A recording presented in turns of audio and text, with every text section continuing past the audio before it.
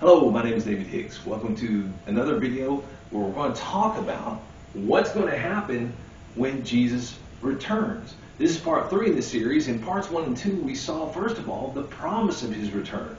In Acts chapter 1, Luke, writing to a friend of his named Theophilus, talked about how after Jesus rose from the dead, he spent a period of about 40 days where he would often teach his apostles, his followers, about God's kingdom.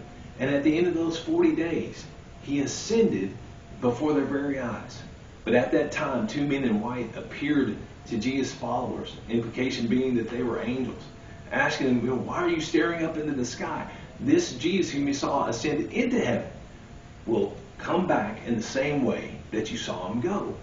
So we know that Jesus is going to come back. And of course the first question is when, but no one knows. Jesus himself talked about, we haven't looked at those verses yet, maybe we'll get those to today. I don't exactly know how this is going to play out, but Jesus talked about only God knows the time in which he's going to return. So the implication there being just be ready for it. But so not being able to answer that question, we have looked at the other question. Well, what's going to happen when he returns? And so there we've seen, in looking at the writings of Paul in 1 Thessalonians, that there's going to be a loud voice. There's going to be a trumpet blast, a trumpet sound. The dead will rise.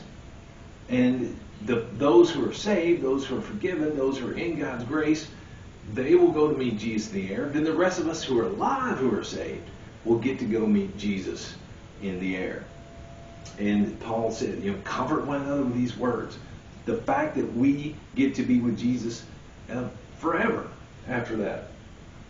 1 Corinthians 15, people were saying, well, what kind of body are we going to have when we rise from the dead? And Paul, he kind of rebukes people a little bit for asking, a question. He's like, maybe to him it was kind of obvious, but regardless, he talked about how we're going to have a new body. This one breaks down. This one is not immortal.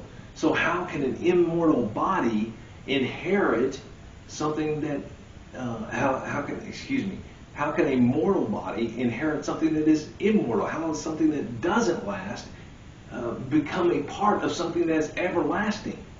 So yes, we're going to have a new body in a moment, in the twinkling of an eye, at the last trumpet. When that trumpet sounds, God is going to change the bodies that we have, and whatever they're going to look like, whatever they're going to be, they're going to be glorious and all that, but they're also going to be everlasting bodies that don't grow old and break down like these do. So we turned our attention then to the writing of Peter in 2 Peter chapter 3, where he talks about how just like in the days of Noah, where people were just, carrying on about their business. Well, let me back up just for a second. He made a comparison of how in the days of Noah, the world was destroyed by water. Well, in the days to come, when Jesus returns, God is going to destroy the earth by fire this time. The heavens and the earth. They're going to be dissolved. They're going to melt. They're going to be burnt. He is going to make something totally new to replace them. He's starting over. And as we read in Revelation, in chapter 20 and chapter 7, in this new heaven, this new earth that God's going to create, he is taking away the sin, the death, the sorrow, the pain, the crying, everything that makes this life miserable and hard and difficult and full of sorrow and pain. God is taking away. He is going to live among us. No longer we're here, he's there. He's going to live among us. We will be his children. He will be our Father. And he will wipe away every tear from our eyes.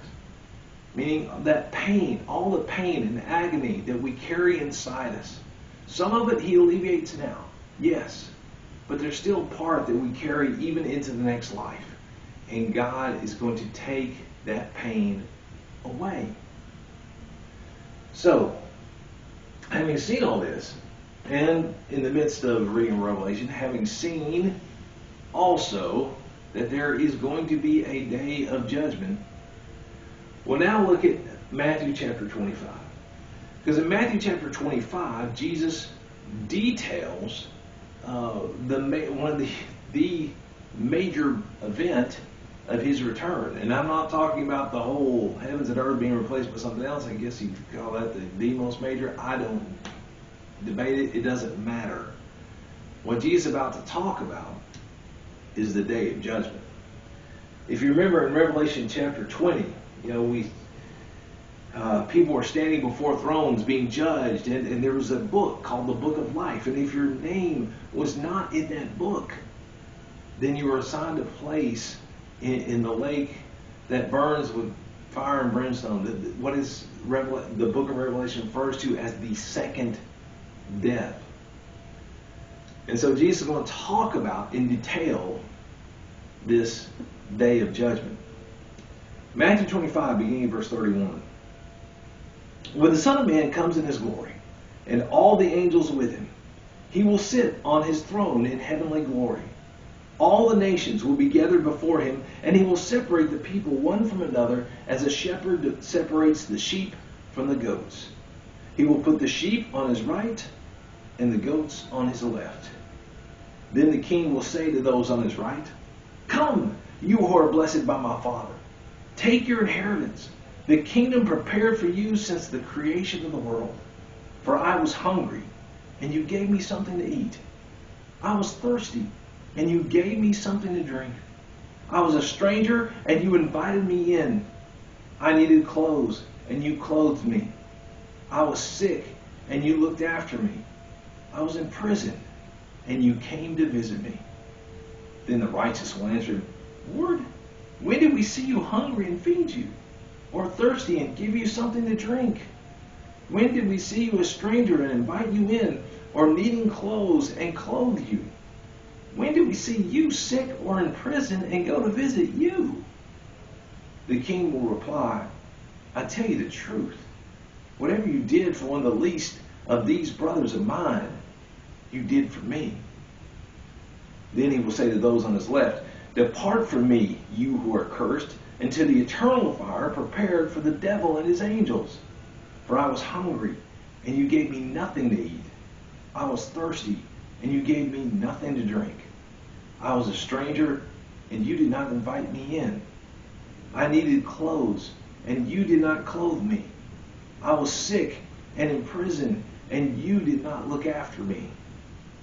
Then they also will answer, "Lord, when did we see you hungry or thirsty or a stranger or needing clothes or sick or in prison and did not help you?" He will reply, "I tell you the truth. Whatever you did not do for one of the least of these, you did not do for me." Then they will go away to eternal punishment, but the righteous to eternal life. All right. So what do we see here? Jesus comes back with his angels. All the nations are gathered before him. Separates them one from another. Sheep on the right, goats on the left. He addresses those on his right. And he talks about the good, loving things that they did for him. Feeding when he was hungry, and drink when he was thirsty, and clothing when he was naked, and taking him in when he was a stranger. Visiting him in prison, visiting him when he's sick. And they're surprised, most are, if not all, because they're wondering, when did we see you like that and minister to you? And so Jesus said, whatever you did to the least of these, my brethren, you did it to me. Now, what would that mean, the least of these?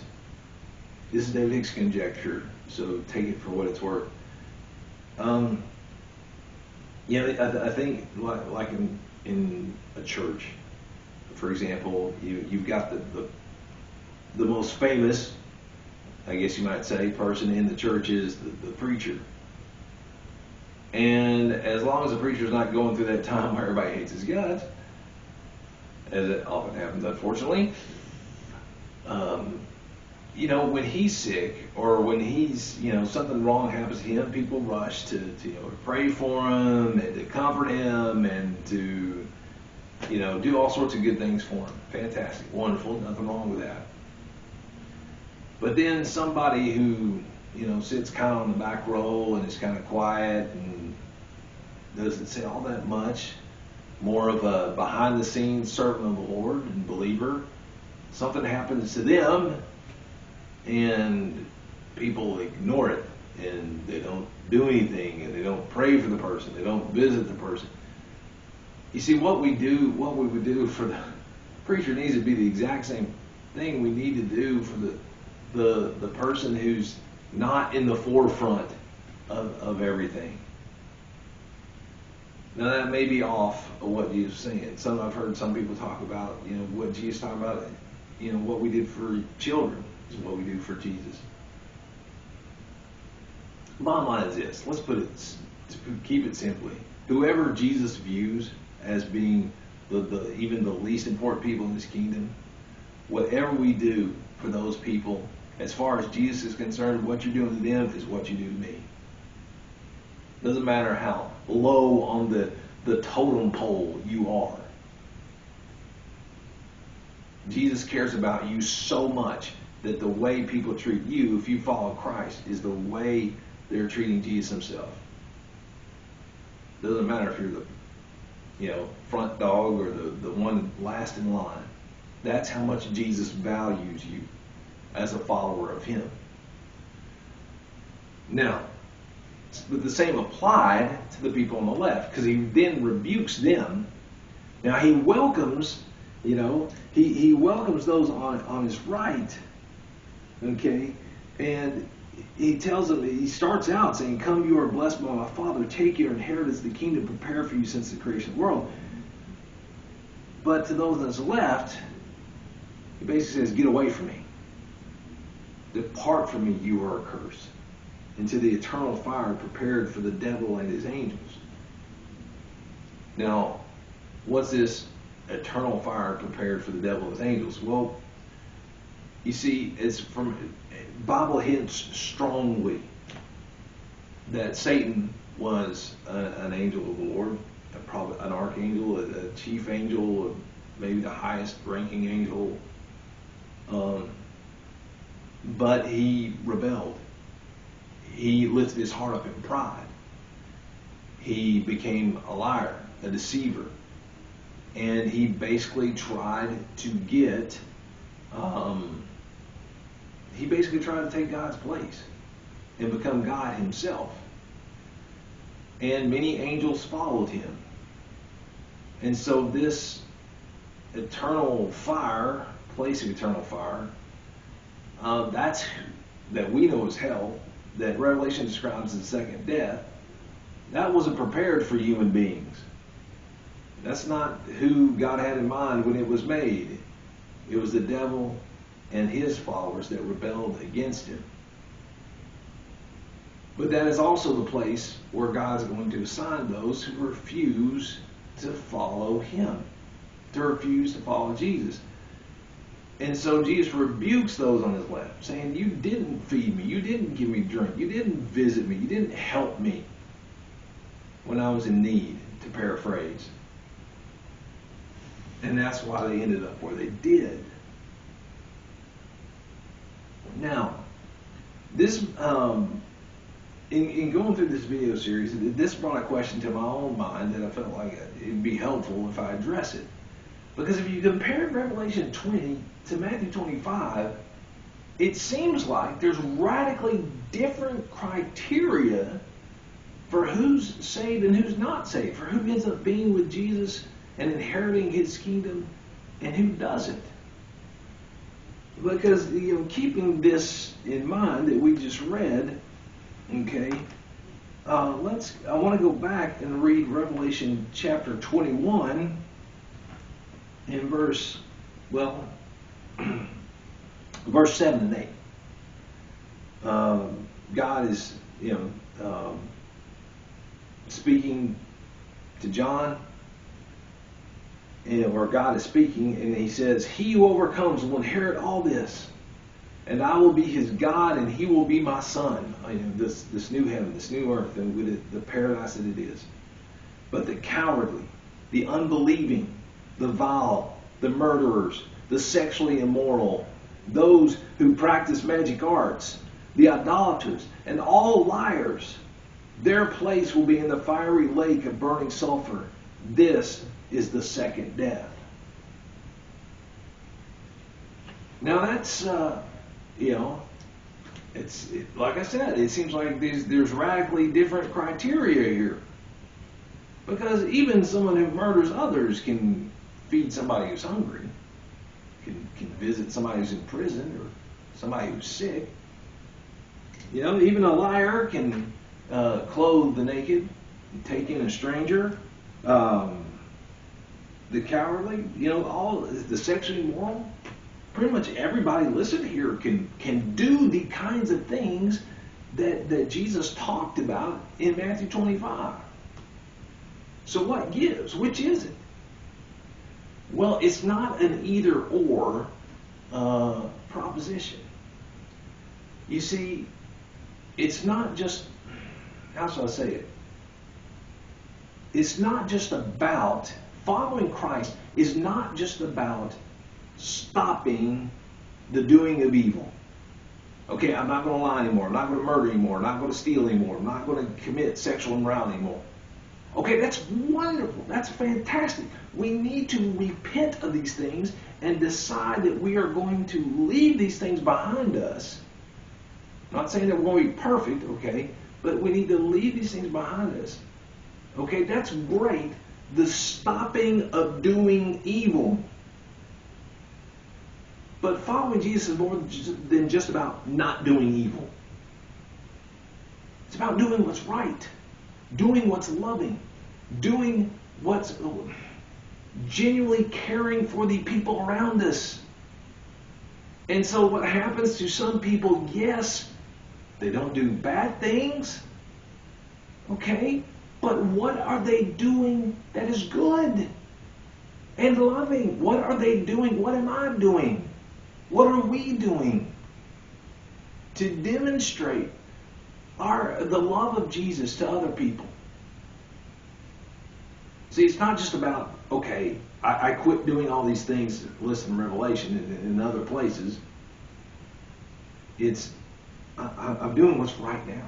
I'm caring about the people around me. And when I see people who are hurting and in need, I help them. And along those lines, let me add something here. Because when Jesus talks about, feeding the hungry and giving drink to the thirsty and visiting the sick and helping people in prison, obviously he means about those situations when they are literal. Okay? But there's also spiritual hunger and spiritual thirst. And people who are spiritually bound, shut up in prison by Satan, by addictions. There are people who are lonely and need friendship. There are people who are outcasts that need to be accepted. There are people who are rejected that need to be loved. It's not just on a physical level that we can demonstrate the kind of love that Jesus said you demonstrated, and so you're going to be a part of my kingdom. It is on a spiritual, emotional level as well. And so it's not that there's two criteria and God's confused about which one he's going to actually use. Okay? It's turning away from evil. And it's doing what's right. Loving your neighbor as yourself. Loving others the way Jesus loved us. Now, where do we go from here? There's something I've been learning recently, and I think we'll look at that, and then I want to end this series. I'll probably shoot a second video to end this series with Matthew 24 and Romans 13. Okay, but I want us to look at Acts 24 for a minute, because it's something that God has been teaching me that I want to share with you. Something I've learned very recently. Yeah, I'm still learning, and I've got a long ways to go. But what God has taught me, I'm trying to share with you, and I encourage you, what God has taught you, share with others. Share with others. Acts chapter 24, beginning verse 10. Paul is on trial here. So, he used to be known as Saul. He used to persecute the church. He used to do all sorts of things to the followers of Jesus to try and get them to renounce Jesus. Well, Jesus appeared to him, Jesus himself, on the road to Damascus as Paul was going to arrest followers of Christ in Damascus. And so Paul, of course, he comes to faith, repents, baptized, and is a bold speaker for Christ. The boldest ever, as far as I know. And he's now being, on trial. The Jews who didn't put their faith in Jesus hated Paul, tried to kill him on many occasions. And so now Paul's on trial, and they're accusing him of causing an uproar in Jerusalem. So, Paul's before a governor. And so verse 10, when the governor motioned for him to speak, Paul replied, I know that for a number of years you have been a judge over this nation. So I gladly make my defense. You can easily verify that no more than 12 days ago I went up to Jerusalem to worship. My accusers did not find me arguing with anyone at the temple or stirring up a crowd in the synagogues or anywhere else in the city. And they cannot prove to you the charges they are now making against me. However, I admit that I worship the God of our fathers as a follower of the way, which they call a sect. I believe everything that agrees with the law and that is written in the prophets. And I have the same hope in God as these men, that there will be a resurrection of both the righteous and the wicked.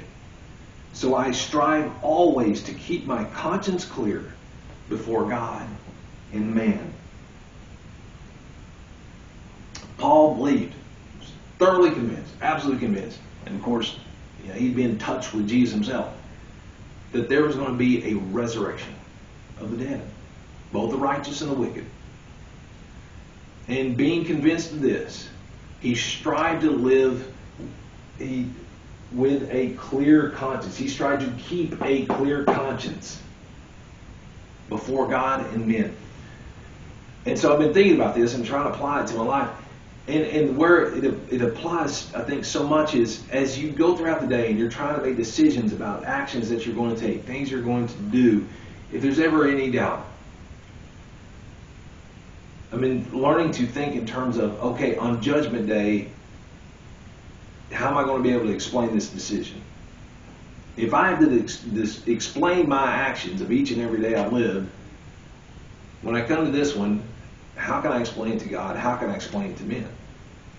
And if I, think in terms of I'm hemming and I'm hawing and I'm not going to really be able to defend this decision, then that is a road not to take. If it defiles the conscience, if it's something that you're going to be embarrassed about when you try and explain to God, or you're going to be apologetic about when you try to explain to mankind why you didn't help them when you could have helped them, for example,